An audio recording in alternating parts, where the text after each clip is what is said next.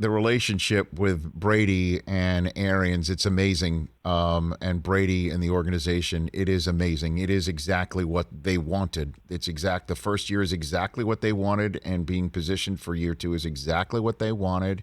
And, it was long gone, or was it really Brady's fault, or was it Mike Evans' fault in that week one interception that wasn't the pick six, right? I mean, those are long gone, and they may never come back, and they shouldn't. But the question is right now, that's my long-winded setup for having Arians and Jason Light on the show, Rick, and I've asked them both about their relationship with Brady.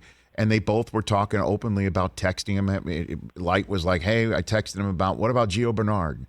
And Arians is like, "I texted him. What about what guys are you thinking about in the draft, right?"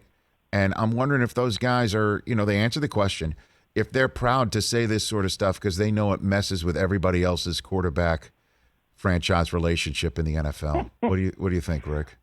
Well, we've seen that dynamic, obviously, with Aaron Rodgers, and I think that the quarterback are stars in this league. They're realizing their power. Now, Tom was a free agent, so he could choose his situation, and obviously, there really isn't anything I think they would say no to Tom Brady about.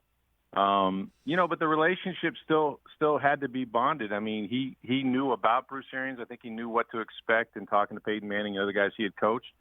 But look, when he called him out in week one.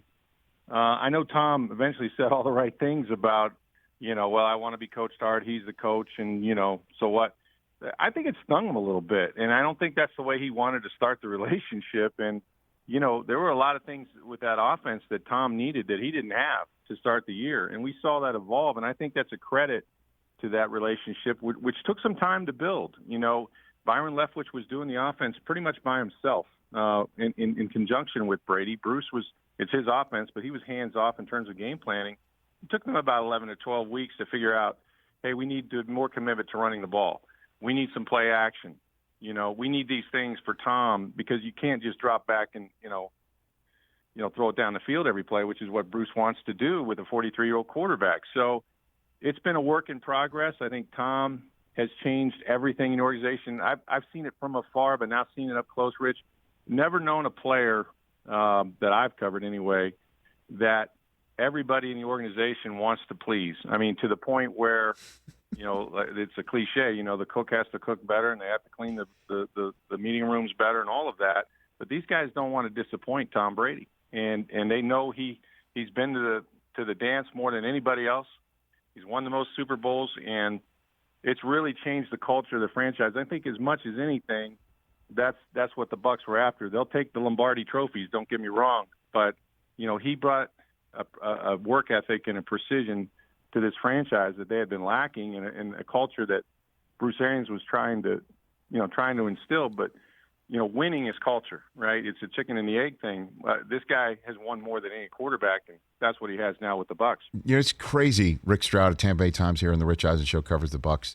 World champion Bucs. It's crazy, what you just said, and many people might be seeing it, hearing it, and saying, of course, they're going to roll out the red carpet for Tom Brady and do whatever the heck he wants, and there's nothing that they'll say no to and things like that. But it's such an outlier in the NFL that it has messed with other quarterbacks' heads. Yeah. It really, so that's why I'm saying, maybe Light and Arians don't mind kind of puffing their chests out a little bit and saying, yeah, sometimes a simple way is the right way, and it's still my team as a coach, and it's still Light's front office.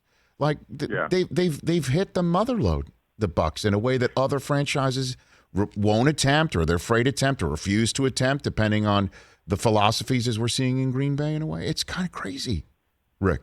Yeah. And there's not many quarterbacks you would do that for, right? No, I mean, sure.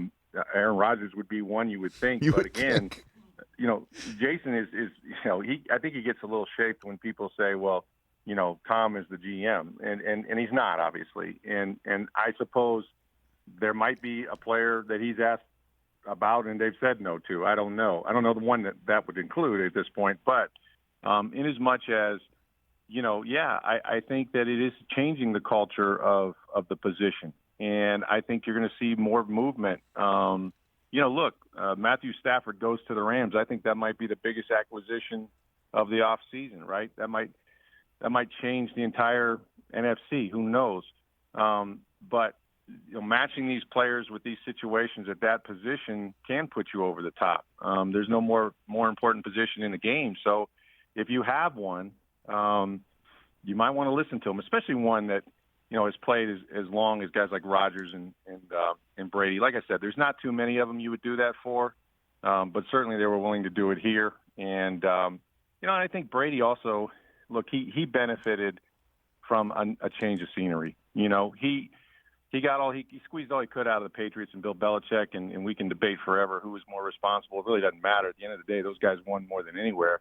But it's refreshing for him. I mean, Tom, we saw vodka tequila Tom, at the boat parade. We saw him on social media all the time. He's, enjoys the warm weather, which is good for his 43-year-old body. There's so much he gained. And Bruce Arians, who couldn't be, more than 180 degrees away from his approach than Bill Belichick was. So all of those things, I think, factored into Brady being at his best as well.